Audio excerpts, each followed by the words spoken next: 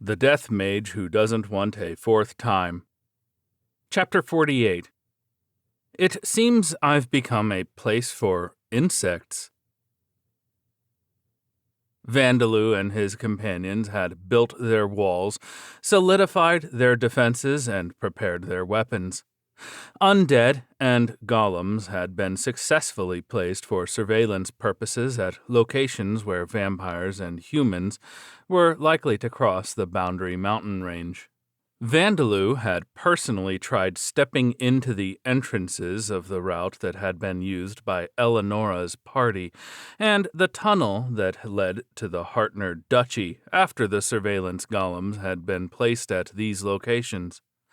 There had been no particular problems on the route that Eleonora's party had used, but things had been strange at the tunnel. From the outside, the tunnel looked as if it had simply caved in, but Vandaloo had used golem transmutation to turn the rubble into golems, and spirit form transformation to go inside and investigate. He had found that the inside of the tunnel had been destroyed too thoroughly. According to what he had heard from Nuaza and the other undead titans, 200 years ago the first princess, Levia, and the other undead titans used this tunnel to escape, and then used some hidden mechanisms to seal the tunnel. But the inside of the tunnel had been like an impossible puzzle. There hadn't been a single large rock among the rubble, only large amounts of soft dirt and sand. When he tried to remove the rubble to rebuild the tunnel, more and more dirt and sand kept falling from above. That was the state the tunnel had been in.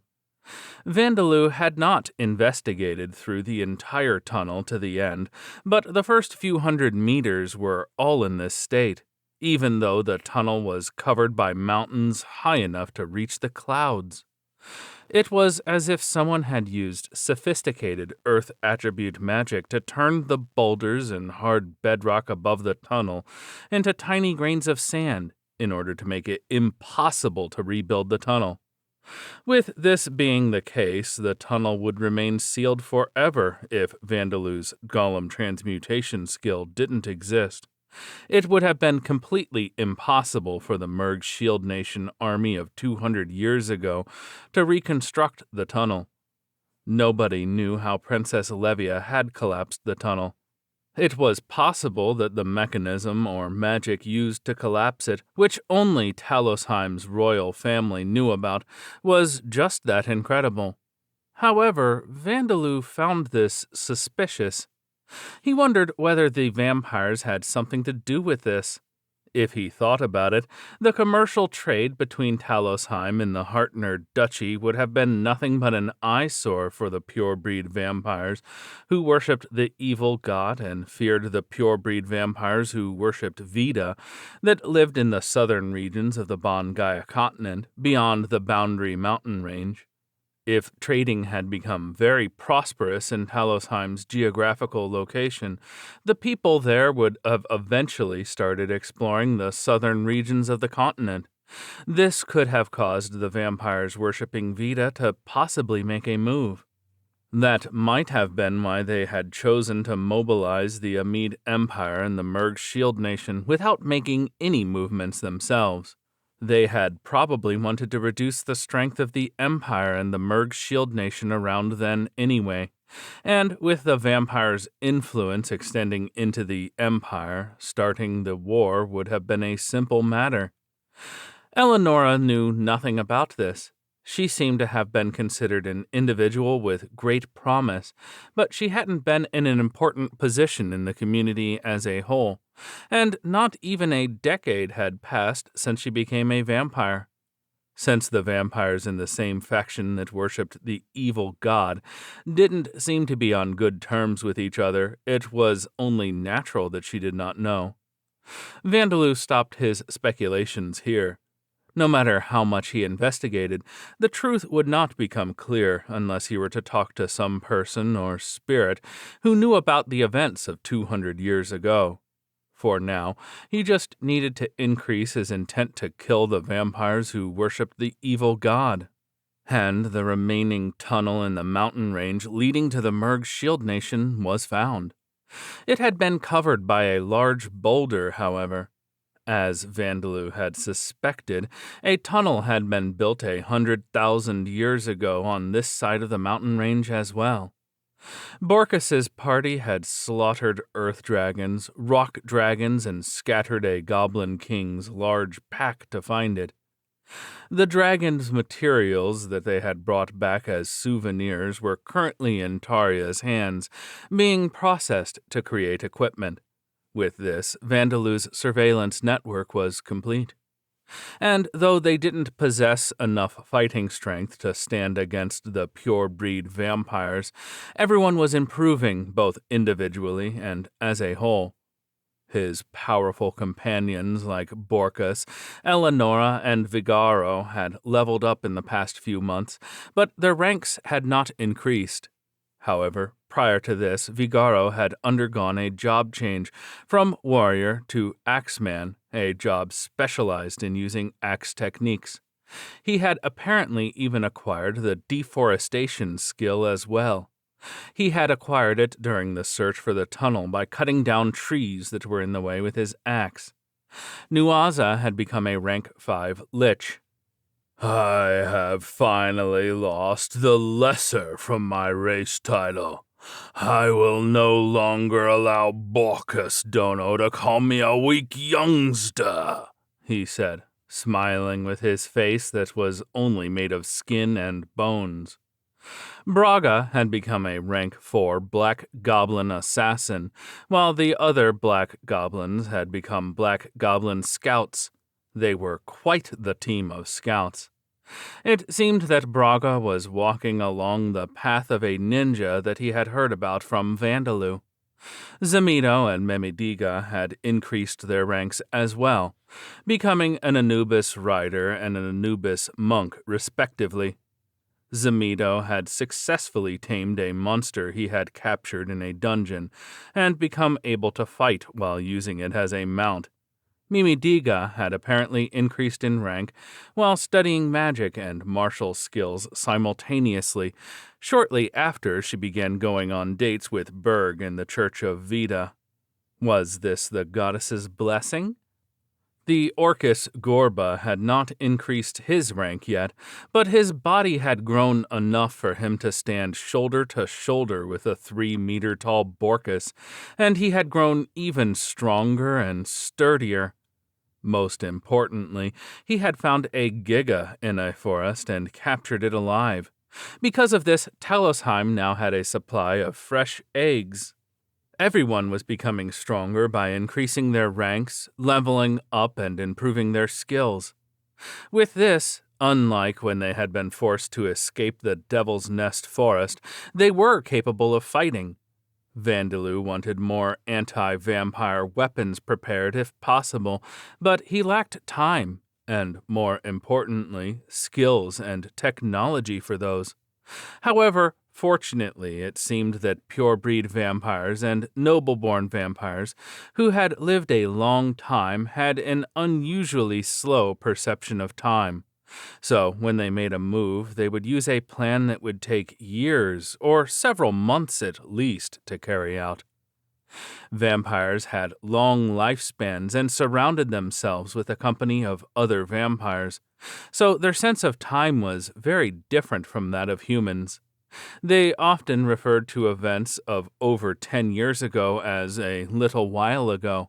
It was still unlikely that Vandaloo would be left alone for 10 years, but Eleonora estimated that they would take 2 to 5 years to make their next move, as long as there were no special reasons to act faster. And so Vandaloo decided he should start taking action to achieve his own goals. He would acquire Vida's legacy, the resurrection device beneath Talosheim's royal castle, and resurrect Darcia. I have to become stronger for that as well. In order to do that, the half-destroyed dragon golem that still protected it needed to be defeated. But if that was all, Vandaloo would not need to become stronger. He would simply need to stand at the back and support Borkus, Eleonora, Vigaro, Zediris, and the others. Darcia's resurrection was at stake, but there was no need for him to be positioned at the front. However, only Vandaloo was capable of melting the ice that sealed the chamber guarded by the dragon golem, and when he had gone to melt it, he had felt a powerful response from his constantly active danger sense death. That was proof that the dragon golem had noticed Vandaloo and was preparing to attack him the moment he tried to enter the chamber. In other words, even if he was planning to leave all of the fighting to Borkus and the others, there was still a high chance that he would receive some kind of attack as soon as he opened the chamber and be killed immediately. Of course, Vandaloo had become much stronger than he was the first time he had seen the dragon golem through the wall of ice. He had gone through a job change and level up. His attribute values and his skills had increased. The soul break that he had acquired after destroying Serkrant's soul was a particularly powerful skill. Upon careful inspection, it had turned out to be a skill that dealt damage to mana equal to the amount of damage to vitality that Vandaloo inflicted. If he dealt damage to vampires with this, their mana would stay damaged even if their vitality recovered immediately, so this skill would be effective to use in battles against vampires. He would even be able to drain the dragon golem of the mana it used as its power source, if he could damage it. But even so, he still felt a powerful reaction from danger sense death. That was why he needed to become stronger. That was why he decided to resume his dungeon clearing that he had put on hold. The dungeon we're going into is a C-class dungeon. It will be on another level from the D-class dungeons you've already been in, kid. Don't let your guard down. Borkus was doing his best to make a strict face, but the remaining half of his lips were raised in a smirk. Vandaloo did not comment on this. Yes, I'm relying on you to guide me through. The dungeon they would be clearing was Borkus's sub-dragon Savannah. It was a dungeon discovered by Borkus's ancestors countless generations ago. Unlike the D-class Goron's Valley and Doran's Aquatic Cavern, nobody usually entered this dungeon other than adventurers. No matter how strong Titans were, this dungeon was too dangerous for anyone other than a genuine adventurer to venture into. That's right, this place is really harsh. There are a lot of floors and the monsters are strong. There aren't many monsters that use attacks and inflict status effects or problematic traps, but the monsters are strong, said Vigaro. You have said the same thing twice. Are you drunk? Asked Zediris. But the monsters really are strong. Even though our ranks increased, it's tough for us from the third floor onwards if Vigaro-san isn't with us, said Saria. From the 11th floor onwards, it was difficult battle after difficult battle, said Bone Man. The members of this exploration party were the rank 6 members, Vigaro and Zediris, as well as Rita, Saria, Bone Man, and Bone Bird, who had become rank 5. Other than the inclusion of Borkus, their guide, they had a suitable amount of fighting strength for clearing this dungeon. As its name suggested, Borkus's sub-dragon Savannah was a dungeon with many savannas in its terrain. Some floors had forests, rivers, and lakes, but they were mostly savannas. The scenery was just like in a movie. Vandaloo whispered these words as he released a mana bullet. Dinosaurs roamed across the ground that was covered in thick, verdant grass that looked like a green carpet. It was as if Vandaloo had traveled back in time to the Cretaceous period. It was truly a moving sight. Even as he noticed the groups of dinosaurs coming to attack, Vandaloo's sense of wonder didn't disappear. Oi, if you don't hurry and crush that raptor, Oh, you've already done it. As Borkus relaxed at the back and watched, one of the raptors that had slipped through the front lines tried to attack Vandaloo, only to be turned into mincemeat by a mana bullet. Normal mana bullets were not this powerful. They were slower than arrows and attacks of other attributes of magic, difficult to fire in a controlled trajectory and easy to predict. It was a spell full of flaws, but Vandaloo had poured 10,000 mana into a single bullet to release a projectile larger than himself that should have been called Super Mana Cannon. Its size made it hard to avoid, and lately he had been twisting the shape of the mana to alter the projectile's trajectory. Because of this, it was even able to bring down a fast-moving raptor. I suppose the others wouldn't have problems on the first floor since they've been in here before. Though Vigaro, Zadiris, Bone Man, and the others were still inexperienced in his eyes, they were slaughtering the raptors with ease. The boss of this group of raptors was a rank 4 huge raptor that was larger and more intelligent than the rest, but they were fighting it safely. If there had been a few less raptors, Vandaloo would likely not have had to do anything. Well, this is where it starts. The monsters appearing in the earlier floors of Borkus's sub-dragon savanna were mostly similar to the dinosaurs that Vandaloo knew, or large reptile-like monsters, such as crocodiles and turtles. It seemed that these monsters that had scales like dragons, and yet were not dragons, had been named sub-dragons by the people of Talosheim. Incidentally, wyverns and similar monsters were apparently also categorized as sub-dragons.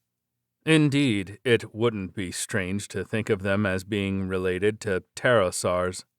As they descended from the first floor to the second, and then from the second to the third, the battles with the monsters naturally became harsher.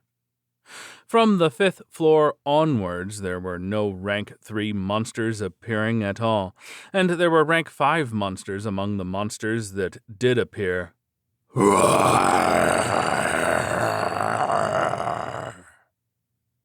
Oh, a Tyrannosaurus Rex.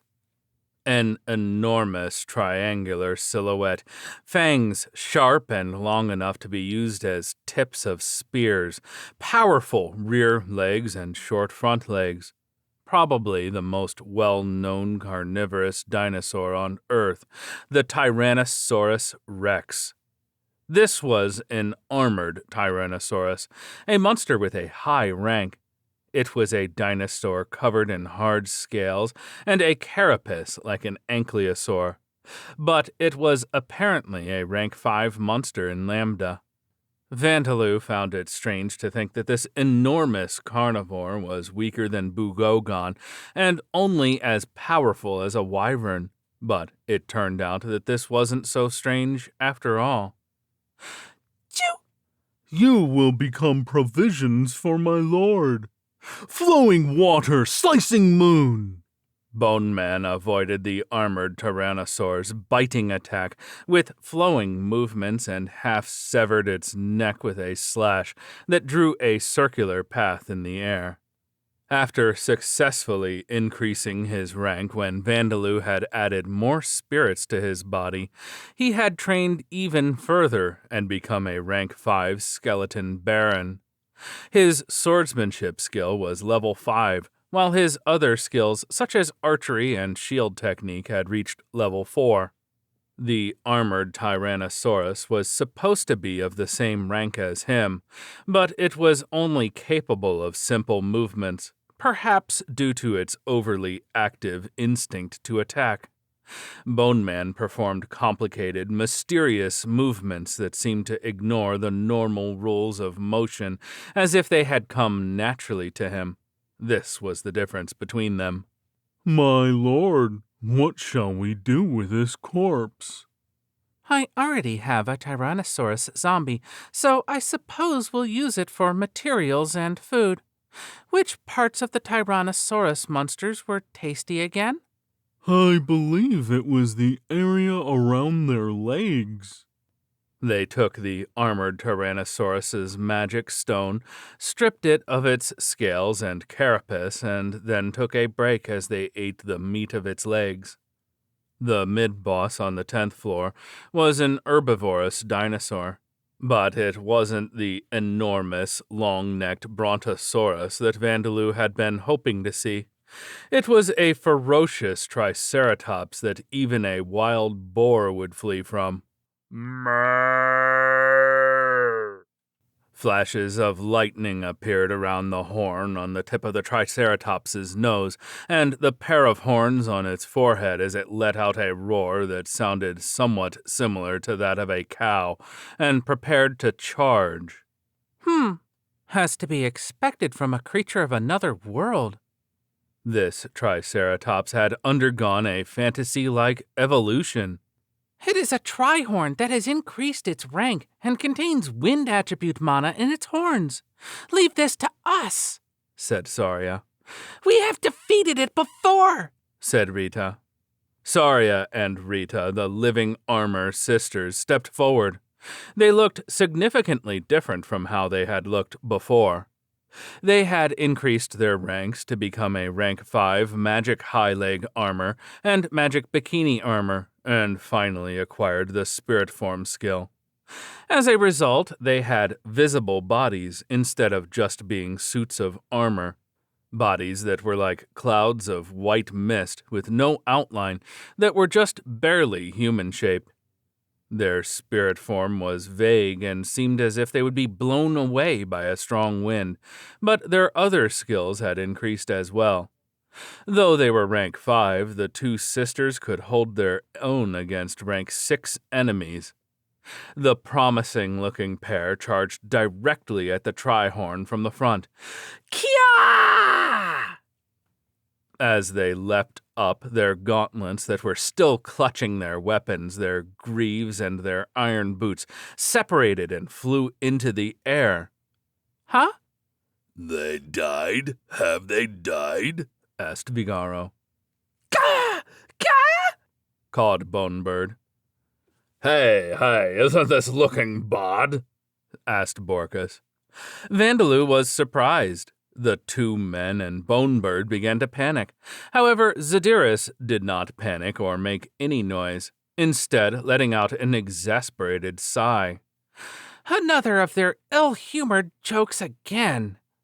As she whispered this, Saria and Rita's gauntlets and iron boots turned in the air and they gripped their weapons, the halberd and glaive once more. As the Trihorn, who believed it had defeated them, let out a roar of victory, they thrust their weapons into its neck, back, and belly, and cut it into pieces. And then the Trihorn stopped breathing, and the last pieces of armor that had separated reunited once more, restoring Saria and Rita to normal. We're done here. This method is effective against the Trihorn. I suppose it thinks that it has defeated us once we separate our parts. Its movement stops and it's full of openings, so it's a piece of cake. I suppose you're getting thirsty now. Here, it's freshly squeezed, Bochan. Vandaloo took the wooden cup of fresh Trihorn blood from the two sisters, who showed no signs of shame. I understand why you did it, but wasn't the screaming unnecessary? That's... The electricity of the horns shocked me more than I expected, so I couldn't help it. Nay, son, you're weak to electric shocks, aren't you? Rita, I believe I heard you screaming as well. I was just feeling a little playful. That kind of playfulness is unnecessary. And more importantly, tighten your spirit form. You look like a log. You're mistaken. This isn't because I had a child's body or that I had excess flesh when I was still alive, but because I'm still experienced. Don't play around in the battlefield when you're still inexperienced. You scared the hell out of me. Yeah, you've got some bad hobbies, Joe-chan. Vandaloo was watching Rita being scolded by the senior members. It seemed that he had decided not to say anything to her himself. But, Saria, you should be careful as well, okay? Even if you're going to do something like that, do it better next time. If you don't, I'll let my enemies cut my flesh and organs in battle again. It's unfair that I get scolded for being reckless while others can get away with it. It should be fine to say at least this much. Please don't! Really, please don't! I'll think of a better way to do it!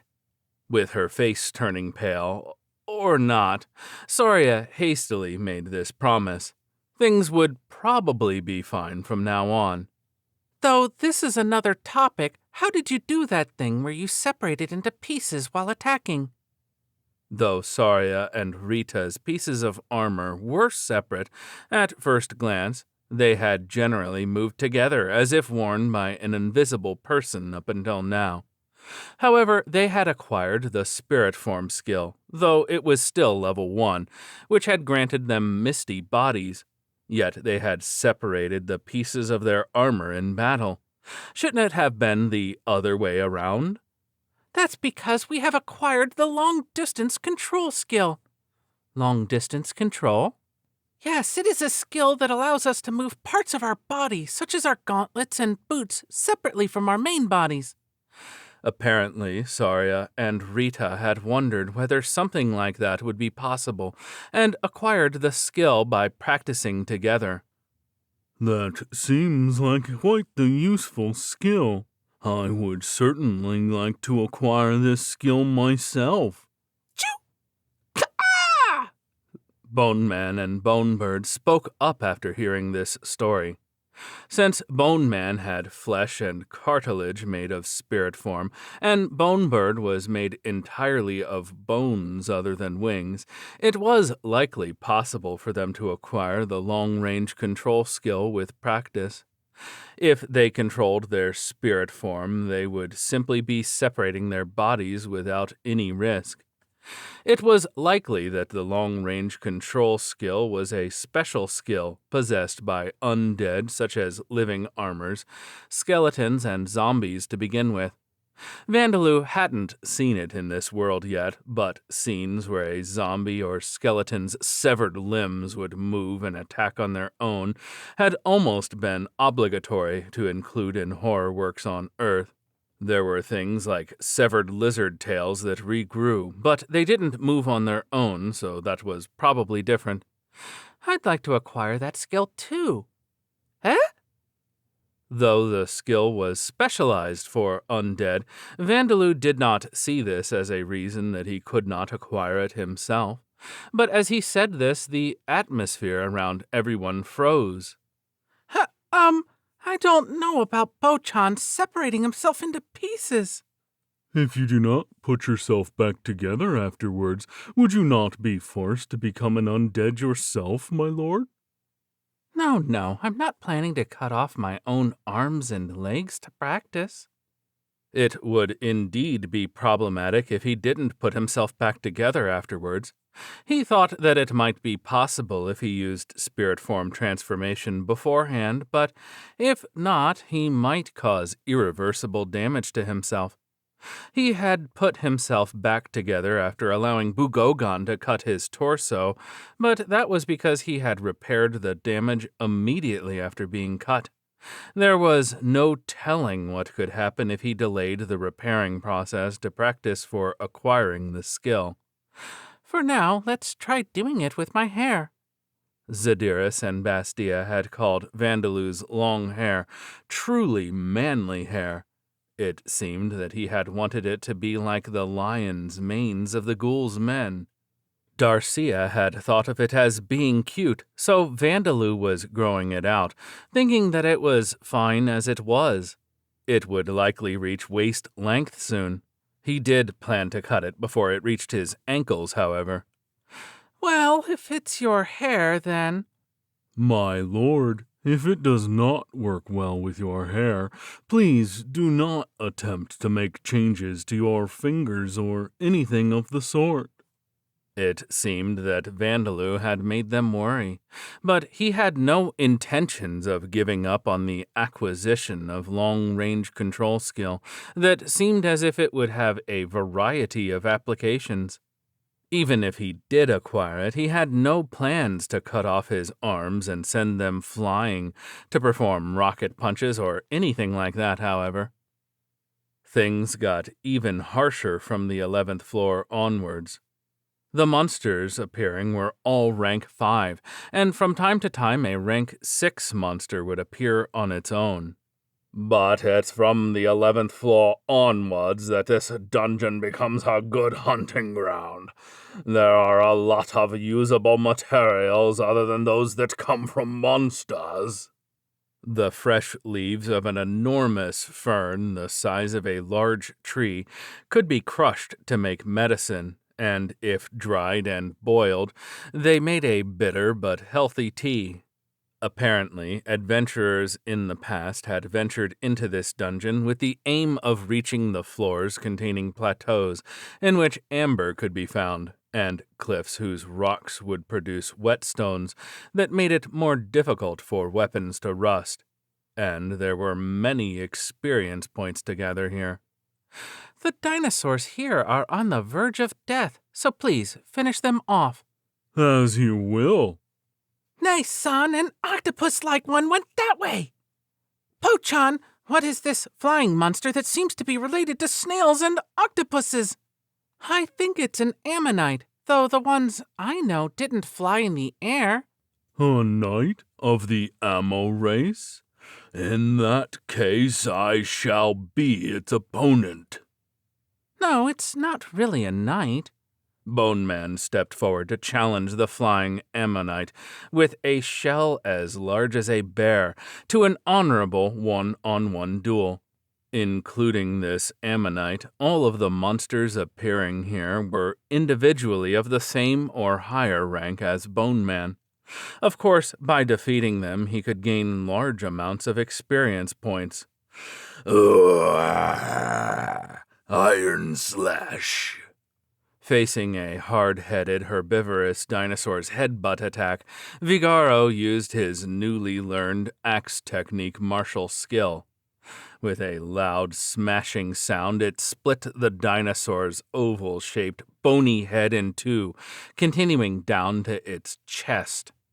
Now that Vigaro had become a ghoul berserker in the battle in the Devil's Nest Forest and acquired a job in Talosheim, his strength was equivalent to that of a B-class adventurer. As he had acquired the axeman job that provided bonuses to the axe technique and deforestation skills, he would likely continue to grow even stronger. Oh, I've even split the magic stone in half. What are you doing? Vigaro felt the sensation of cutting through the magic stone among the flesh and blood, and raised his voice. Zediris sighed as she fired another spell at another dinosaur. Zediris had reached level 100 long ago, but had lacked the skills to increase her rank. Due to the training that she had done after coming to Talosheim, she was now a rank 6 ghoul high mage. Her appearance had not changed significantly, but a red jewel had appeared on her forehead like a third eye. It was apparently some kind of organ that assisted her in the use of magic. Zediris's light attribute attack spells were fearsome, cutting the Ankylos sword-like dinosaurs like hot knives through butter. The chat revocation skill is working well. Boy, can you give me a little bit of your mana? Yes. Her mana pool had increased as well, but it was certainly still nowhere near Vandaloo's. It was only natural for her to run out of mana if she used it carelessly. The most valuable materials that could be harvested in Borkus's sub-dragon savanna, other than the materials obtained from the dungeon's boss, were the honey and beeswax of the cemetery bees. They were rank 5 bee-shaped monsters, around 30 centimeters in length. Each of them were not individually threatening, but they were fearsome in that the whole swarm attacked together like a single unit. Their large jaws were capable of shredding plate armor like paper, and their sharp stingers could not be blocked by the average shield bearer. And the most vicious weapon they had was their deadly venom. The potent neurotoxin could not be resisted by average resistance skills, and was capable of causing death by shock in minutes. It was said that countless corpses of adventurers desiring the exquisite honey and the beeswax that could be turned into the most extravagant candles and soap could be seen surrounding the nests of these monsters. So their nests were just like cemeteries. That's what I heard, but could it be that they're surprisingly friendly to people? There's no way, kid. Could it be that those bees are undead? I think they're healthy and very much alive. Borkus was astonished by the sight of Vandaloo being swarmed by so many bees that he appeared to be made of them. You wanted sweet things, so when you asked me to find some for you, this is what I thought of. The cemetery bees are the rarest monsters in this dungeon. Considering that, there are a lot of them, aren't there? The cemetery bees buzzed around Vandaloo, licking him with their tongues rather than biting him with their jaws or stabbing with their stingers.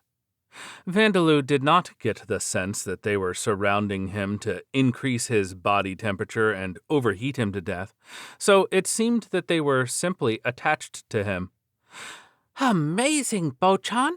Even the bees are madly in love with you. Choo! Is this really all right, my lord? Probably. If Vandaloo had been someone who hated insects, he probably would have fainted, but he didn't dislike them that much. As a child, he had admired rhinoceros beetles and stag beetles. As he reminisced about this, a conspicuously large cemetery bee, leading countless other bees, flew towards him. It made a creaking sound with its jaws as it landed on Vandaloo's head. Boy, is that not what is known as a queen bee? It looks like it. And what is it doing? Probably being tamed. Boy, is it possible that you can charm not only undead, but monsters with things like death and cemetery in their names? That's pretty amazing. I've heard that insectoid monsters have powerful instincts that make it impossible for anyone to tame them. Yeah, that's amazing, Vandaloo. This could be the first time anyone in the world has done this, said Vigaro. I'm guessing that you're praising me, but I can't hear you over the sound of their wings. It seemed that Death Attribute Charm also worked on certain kinds of insects. Or perhaps he had used undead insects so much that even living insects had started to become attracted to him.